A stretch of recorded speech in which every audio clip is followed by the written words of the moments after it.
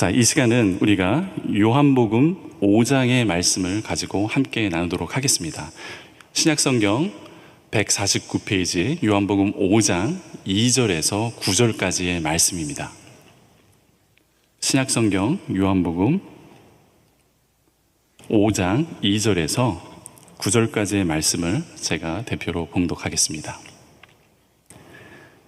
예루살렘에 있는 양문 곁에 히브리 말로 베데스다라가 하는 못이 있는데 거기 행각 5이 있고 그 안에 많은 병자, 맹인, 다리 저는 사람, 혈기 마른 사람들이 누워 물의 움직임을 기다리니 이는 천사가 가끔 못에 내려와 물을 움직이게 하는데 움직인 후에 먼저 들어가는 자는 어떤 병이 걸렸든지 낫게 됩니더라. 거기 38해 된 병자가 있더라. 예수께서 그 누우신 것을 보고 병이 벌써 오래된 줄 아시고 이르시되 내가 낫고자 하느냐?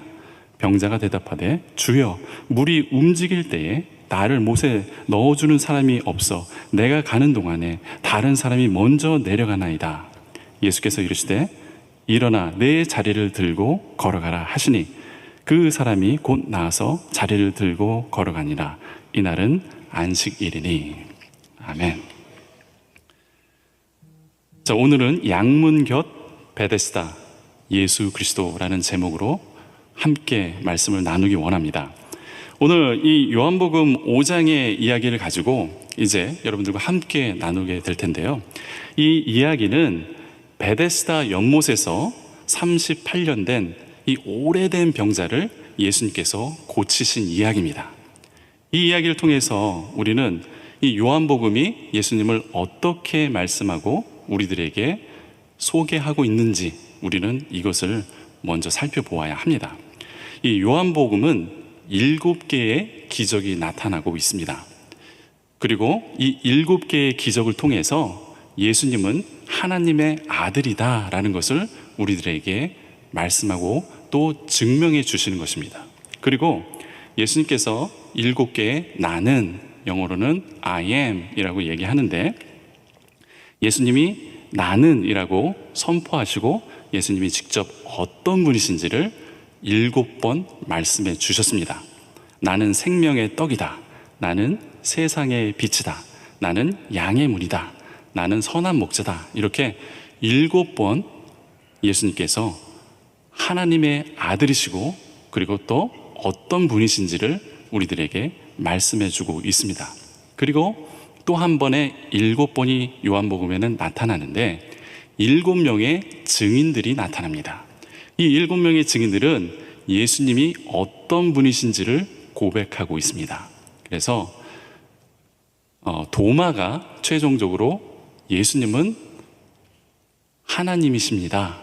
하나님의 아들이십니다. 나의 구주이십니다. 라고 고백을 하는 이러한 7가지의 증인들도 나타나고 있습니다.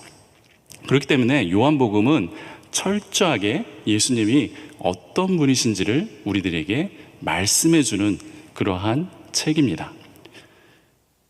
오늘 본문 말씀에서도 이 38년 된 병자, 베데스다 이 양문 곁에 있는 이 베데스다라는 장소에서 예수님은 어떤 분이신지를 우리들에게 말씀해 주고 있습니다. 그렇기 때문에 오늘 이 말씀은 우리가 계속해서 예수님이 어떤 분이신가 이 전체적인 요한복음의 큰 주제 안에서 이 작은 부분을 함께 우리가 묵상하기를 원합니다.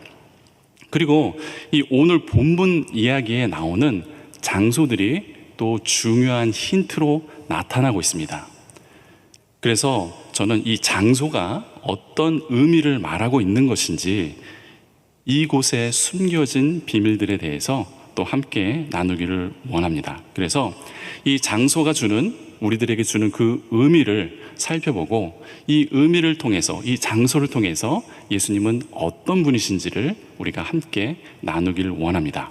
자, 우리가 우선 이 말씀의 이야기, 이 배경이 되는 그 배경에 대해서 한번 살펴보겠습니다. 우리가 읽지는 않았지만 1절에 보면 그 후에 유대인의 명절이 되어 예수께서 예루살렘에 올라가시니라 라고 되어 있습니다. 자, 지금도 우리가 최대의 명절을 지내고 있습니다. 우리가 추석 기간이죠. 많은 분들이 계속해서 여러 곳으로 각자 이동을 합니다. 이때도 명절이 되면 많은 유대인들이 예루살렘으로 이동을 했습니다. 예루살렘에서 하나님께 희생을 드리기 위해서 명절이 되면 많은 사람들이 예루살렘으로 갔습니다.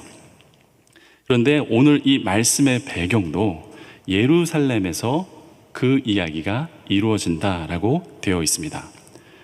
이 각 지방 사람들이 평소보다 더 많았을 것이고 베데스다를 찾는 사람들도 더 많았을 것입니다. 이 전장인 4장에 보면 이 사마리아 여인에 대한 이야기가 나옵니다. 이때 4장 35절에서 예수님께서 이렇게 말씀하십니다. 너희는 넉 달이 지나야 추수할 때가 이르겠다 하지 아니하느냐, 이렇게 되어 있습니다. 그러니까 우리가 예수님께서 이 전장 4장에서는 4달이 지나야 추수할 때가 된다, 이렇게 말씀하셨습니다. 그리고 명절이 나타났습니다. 그래서 추수하기 전에 어떤 명절이 있는가 해서 찾아보았더니 그때는 추수하기 전에 명절이 단 하나가 나옵니다. 이것은 불임절입니다. 이 불임절에 이 이야기가 일어났다는 것입니다. 이 불임절은 어떤 날이냐 하면 에스더 사건, 여러분들 아실 것입니다. 이 에스더가 이 유대 민족이 모함을 받아서 모두 죽게 되었을 때 왕 앞에 믿음으로 나가죠.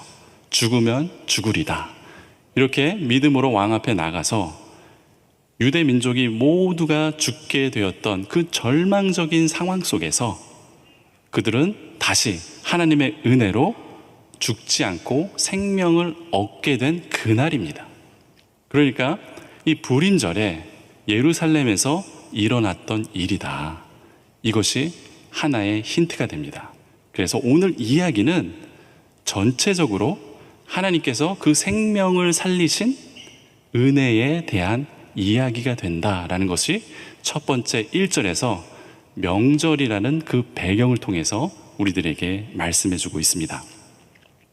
이 불임절에 예수님께서 어디로 가셨느냐?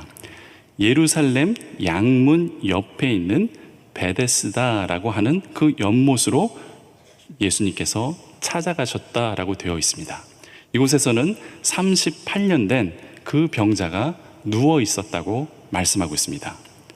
이 38년 된 병자는 희망이 없는 사람입니다. 이 사람은 38년 동안 기적을 기다리고 있었습니다. 이 베데스다 연못에는 이제 4절에 보니까 천사가 가끔 내려와서 물을 움직인다고 합니다. 그때 제일 먼저 들어가는 사람이 어떤 병에 걸렸든지 그 병이 낫게 된다라는 전설이 있습니다. 그래서 이 병자는 이 연못 곁에서 38년 동안 기다렸다는 것입니다. 이 연못의 물이 언제 움직일지는 아무도 모릅니다. 그리고 실제로 이 연못의 물이 움직인다 하더라도 이 환자는 내가 스스로 들어갈 수 없습니다, 이렇게 예수님께 말하는 것이죠. 예수님께서 이 환자에게 내가 낫고자 하느냐, 이렇게 물었습니다. 그러자 이 병자는 물이 움직일 때에 나를 못에 넣어줄 사람이 없습니다, 이렇게 말하는 것이죠. 그러니까 천사가 내려올 확률도 굉장히 낮고, 그리고 설사 천사가 내려와서 물이 요동한다 하더라도 내가 스스로 이 연못에 들어갈 수 없습니다. 저는 이대로 죽을 수밖에 없는 절망적인 상황입니다. 희망이 없는 그러한 상황입니다, 이렇게 예수님께 말씀하는 것이죠. 그러자 예수님은 8절에 보니까 내 자리를 들고 걸어가라, 이렇게 말씀하십니다. 그러자 이 38년 된 이 병자가 일어나서 자기가 누웠던 돗자리를 갖고 걸어갔습니다. 이 불가능한 그 일이 기적으로 나타났습니다. 우리는 여기에서 이 이야기를 끝내면 안 됩니다. 우리가 좀 더 이 배경을 좀 더 살펴보아야 합니다. 자, 아까도 말씀드렸죠. 요한복음은 예수님이 어떤 분이신지를 말씀하고 있다는 것이죠. 그렇기 때문에 우리가 이 말씀을 통해서 예수님이 어떤 분이신지를 찾아내야 합니다. 특별히 이 이야기에는 우리가 장소에 숨겨진 그 의미, 비밀이 있다고 앞에서 말씀드렸습니다. 이 장소의 의미를 알게 되면 우리가 예수님이 어떤 분이신지를 더 깊이 알 수가 있습니다. 이 장소가 말해주는 의미를 통해서 예수님을 더 풍성하게 이해할 수 있다는 것인데요. 이 기적의 배경이 되는 장소는 예루살렘이라고 되어 있습니다. 이 예루살렘에 특별한 것이 있죠. 이 예루살렘에 많은 사람들이 몰려온 이유는 하나님의 성전이 있기 때문입니다. 그래서 많은 사람들이 몰려왔던 것이죠. 그리고 이 성전 밖에 보면 베데스다라는 연못이 있습니다. 성경에는 연못이라고 번역이 되어 있는데 우리가 일반적으로 생각하는 그런 연못이 아니고 네모 반듯한 인공 저수지라고 생각하시면 됩니다. 이 저수지는 두 구역으로 나누어져 있습니다. 그리고 이곳에 이 베데스다가 위치한 장소는 예루살렘 성 양의 문을 지나면 베데스다가 있다라고 소개를 하고 있습니다. 원래 그 히브리 성경에는 문이라는 단어는 없습니다. 양의라고 이렇게만 되어 있습니다. 그러니까 해석을 할 때 양의라고만 해석을 하면 말이 안 되기 때문에 그곳에 양의 문이 있기 때문에 양의 문을 집어넣은 것입니다. 그리고 다른 성경 번역에 보면은 양의 시장이라고 번역한 곳도 있습니다. 왜냐하면 바로 이곳에서 제사에 드려질 양을 파는 시장이 있었습니다. 그리고 그 양을 정결 의식을 통해서 이 양의 문을 통과해서 성전에 들어가서 희생 제물로 바치는 그러한 장소였습니다. 그래서 베데스다 그 연못에서 정결 의식을 하고 그곳에서 또 양을 사고 그 문을 통과해서 성전으로 들어가는 그러한 장소였죠. 그래서 이 인공 저수지 한쪽은 생활용수로 쓰고 또 한쪽은 정결 의식에 쓰는 그러한 저수지가 바로 이 베데스다라는 것이죠. 그런데 다시 한번 이 장소를 우리가 잘 살펴보면 이 환자가 38년 된 이 병자가 베데스다라는 그 장소에서 자기가 치유함을 얻기 위해서 기다렸다는 것입니다. 우리가 이 베데스다라고 했는데 이것은 번역하면 은혜의 집입니다. 이 은혜의 집에서 하나님의 은혜를 기다렸다는 것입니다. 그렇지만 이 사람이 아무리 노력해도 그 노력은 38년 동안 헛수고였다는 것이죠. 이 사람은 불가능에 도전하고 있었는데 이곳에 예수님이 찾아오셨기 때문에 이 집이 은혜의 집이 되었다는 것입니다. 예수님이 없다면 베데스다, 이 은혜의 집은 진정한 은혜의 집이 아니라는 것이죠. 그래서 우리의 모습도 이 은혜의 집을 통해서 살펴보아야 합니다. 우리가 하나님의 은혜를 구하고 또 우리가 하나님의 축복을 구한다고 하지만 예수님이 없는 은혜와 예수님이 없는 축복은 아무것도 아니라는 것입니다. 그리고 그것은 불가능한 것이다 라고 우리들에게 말씀해 주고 있습니다. 아무리 기다려도 은혜는 내려오지 않습니다. 오직 예수 그리스도를 통해서만이 내려온다고 이 이야기가 우리들에게 말씀해 주는 것입니다. 다시 말하면 우리 인류는 우리가 스스로 구원받을 수 없는 존재라는 것입니다. 내가 아무리 노력해도 내가 아무리 율법을 지켜도 우리는 그것을 이루어낼 수 없다. 구원을 이루어내는 분은 오직 예수님밖에 없다는 것을 우리들에게 보여주고 있습니다.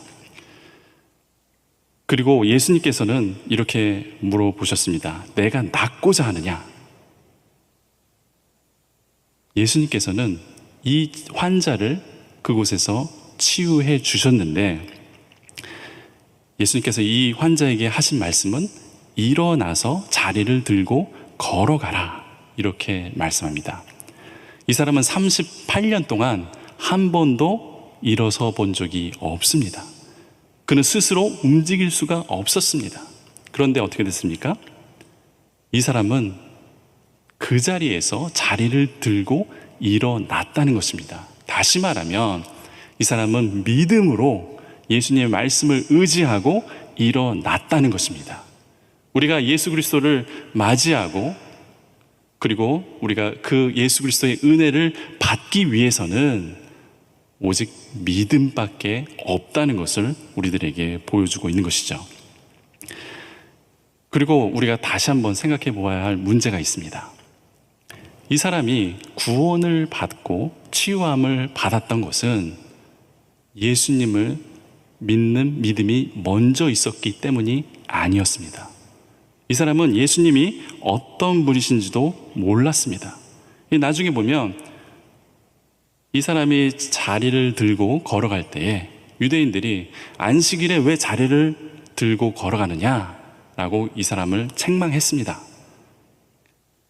그렇지만 이 사람은 자기에게 자리를 들고 가라고 한 사람이 누군지도 몰랐고, 그리고 그분이 어떤 분인지도 알 수 없었다는 것입니다. 다시 말하면 우리들에게 하시는 말씀은 이것입니다. 우리가 먼저 믿음이 있어서 예수님을 믿은 것이 아니라는 것이죠. 예수님이 먼저 우리들에게 은혜를 내려주시고 우리들에게 오셨기 때문에 우리가 예수님을 믿을 수 있었다는 것입니다. 다시 말하면 우리의 믿음조차도 바로 예수님의 은혜라는 것입니다. 그렇기 때문에 우리가 다른 사람보다 더 믿음이 많거나 우리가 예수님을 더 열심히 믿어서 예수님을 믿게 된 것이 아니라는 것이죠.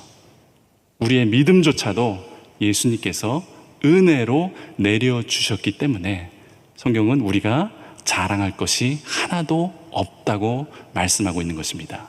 그래서 우리가 이 예수님이 어떻게 우리들에게 찾아오셨고 또 우리가 어떻게 예수님을 믿게 되었는지 그것을 이 말씀을 통해서 다시 한번 생각해 보아야 합니다.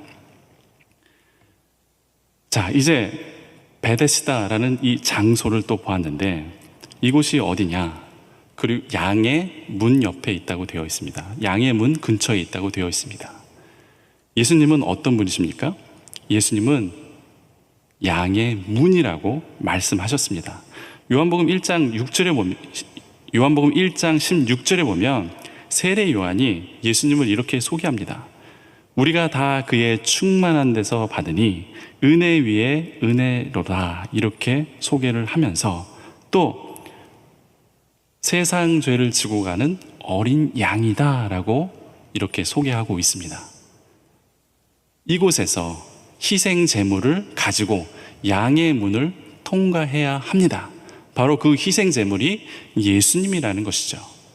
그리고 또 하나, 예수님은 우리가 앞에서 말씀드렸듯이 7개의 나는, 7개의 I am이라고 되어 있는 선언문이 있습니다. 그때 예수님께서는 나는 양의 문이다, 이렇게 말씀하셨습니다.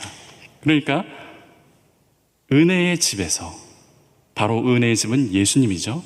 그리고 그곳에서 정결의식을 하고 모든 죄가 씻어지는 장소였습니다. 부정함이 사라지는 장소였습니다. 그것도 예수님의 은혜였습니다. 그리고 이곳에서 양을, 희생양을 준비하는 장소였습니다. 그것도 바로 예수님입니다. 그리고 양의 문, 그 양의 문을 통과해서 성전으로 들어갑니다. 그것도 예수님입니다. 이 장소에는 모두가 다 예수님이다 라고 우리들에게 말씀하고 있습니다. 그런데 이 38년 된 이 병자가 이제 예수님을 알아보는 시간이 나타납니다. 이 사람은 성전에 들어가서 예수님을 만나게 됩니다. 다시 말하면 이 환자는 38년 동안, 최소한 38년 동안 한 번도 성전에 들어가 보지 못한 사람입니다. 왜냐하면 병자는 성전 뜰까지는 갈 수 있지만 성전 안으로는 갈 수가 없습니다. 부정한 사람이기 때문에 병자들은 갈 수가 없었던 것이죠. 이를 통해서 우리들에게 말씀해 주시는 것은 이 환자가 자기의 병이 낫고 예수 그리스도의 은혜를 받은 후 회복된 것은 바로 하나님과의 관계라는 것입니다. 그렇기 때문에 이 사람이 성전에 들어갈 수 있었다는 것입니다. 다시 말하면 하나님이 임하시는 그 장소에 이 사람은 들어갈 수 있게 되었다는 것이죠. 우리도 예수님을 통해서 하나님과의 이 끊어진 관계가 회복이 되었습니다. 하나님과의 이 사랑하는 관계가 예수 그리스도의 보혈을 통해서 회복이 되었다는 것입니다. 제가 안타까운 것은 일부 그리스도인들이 예수님을 믿고 천국 가면 되는 그러한 신앙을 갖고 있다는 것입니다. 우리가 예수 믿고 천국 가면 끝나는 그런 신앙이 아닙니다. 우리가 천국에서 영원히 누리는 것은 하나님과의 사랑하는 관계입니다. 우리가 이 땅에서 하나님을 모른다면, 이 땅에서 우리가 하나님과 사랑하지 않는다면 천국에서도 아무것도 이루어질 수 없다는 것입니다. 아담과 하와는 범죄 후에 하나님과의 관계가 끊어졌습니다. 그런데 예수님께서 십자가에서 피를 흘리셨기 때문에 우리는 이 관계가 회복이 되었다는 것입니다. 때문에 이 세상에서 가장 중요한 것은 바로 하나님과의 관계, 그것도 사랑하는 관계라는 것입니다. 우리가 어떻게 하나님을 사랑한다고 고백하면서 하나님에 대해서 전혀 모를 수가 있겠습니까? 우리가 어떻게 예수님 사랑합니다 이렇게 고백하면서 예수님에 대해서 전혀 모를 수가 있겠습니까? 오늘 이 요한복음의 말씀도 그러한 의미에서 우리들에게 주어진 것입니다. 예수님을 깊이 알고 우리가 예수님을 알아야만이 예수님을 또 깊이 사랑할 수 있는 것입니다. 예수님께서는 이 사랑하는 관계를 우리들에게 회복해 주셨습니다.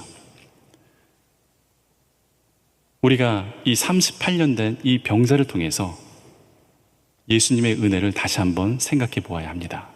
우리가 예수를 믿은 것도 예수님께서 우리를 찾아오셨기 때문이고, 우리가 하나님과 이 사랑하는 관계 안으로 들어갈 수 있었던 것도 바로 예수님의 희생 때문이라는 것을 말씀해 주고 있습니다. 때문에 우리가 이 요한복음의 말씀을 통해서 더욱 깊이 예수님과 함께 사랑을 나누어야 합니다. 그래서 여러분들이 이제 요한복음의 말씀을 계속해서 또 묵상하시고 성경을 보실 때에 이러한 관점으로 성경을 읽으시기 원합니다. 오늘 말씀을 정리하겠습니다. 이 베데스다라고 하는 이 장소는 은혜의 집입니다. 은혜의 집이 될 수 있었던 것은 예수님이 찾아오셨기 때문입니다. 그리고 이 38년 된 이 환자가 고침을 받을 수 있었던 것은 그가 처음부터 예수님을 알았기 때문이 아니라 예수님께서 찾아오셨고 그는 믿음으로 그 예수님의 말씀을 붙들었기 때문입니다. 우리의 신앙도 마찬가지입니다. 우리도 예수님께서 찾아오신 것이고 또 우리가 그 예수님을 믿었기 때문에 이 자리에 있는 것입니다. 그리고 여러분들이 또 이런 연휴 기간 동안에도 이렇게 앉아서 하나님께 예배 드리는 것은 누가 강제로 시켜서가 아니죠. 이것이 율법이기 때문도 아닙니다. 왜냐하면 하나님을 사랑하기 때문에 이곳에 여러분들이 와 계신 줄 저는 믿습니다. 때문에 사랑하는 이 관계를 계속해서 말씀으로 유지하십시오. 그렇게 되면 우리는 성장하게 되어 있습니다. 율법을 아무리 지키려고 또 우리가 새벽기도, 철야기도 이 예배를 아무리 철저하게 지키려고 해도 지킬 수가 없습니다. 그렇지만 우리가 하나님을 사랑하면 자발적으로 우리는 지키게 됩니다. 누가 강제로 시키지 않아도 하나님을 사랑하니까, 하나님께 예배 드리는 것이 너무 좋으니까, 하나님을 찬양하는 것이 너무 좋으니까, 그리고 하나님께 기도하는 것이 너무 좋기 때문에 우리는 기도하고 예배하고 찬양하는 것입니다. 그래서 예수님은 바리새인들을 질타하셨습니다. 사랑이 없는 믿음, 그것은 곧 율법밖에 남지 않고 아무런 소용이 없는 것입니다. 그렇지만 이 율법을 생각하지 않고 예수님을 사랑하고 하나님을 사랑한다면 우리의 행동은 자연스럽게 나타난다는 것입니다. 우리가 신경 쓰지 않아도 우리의 삶 속에서 자연스럽게 나타난다는 것입니다. 이 말씀을 통해서 요한복음의 이 5장의 말씀은 불임절에 있던 이야기입니다. 불임절은 희망이 없는 삶이 예수 그리스도로 생명이 되는 그러한 삶이었습니다. 죽음을 생명으로 바꾸신 분이 예수님입니다. 우리 가운데 힘들고 어려운 일이 있습니까? 예수님께서 찾아오시기 원합니다. 그리고 예수님께서 그 희망이 없는 것을 희망으로 바꾸실 것이고 죽음을 생명으로 바꾸실 줄 믿습니다. 이 시간 우리 함께 이 말씀을 기억하면서 기도하기 원합니다.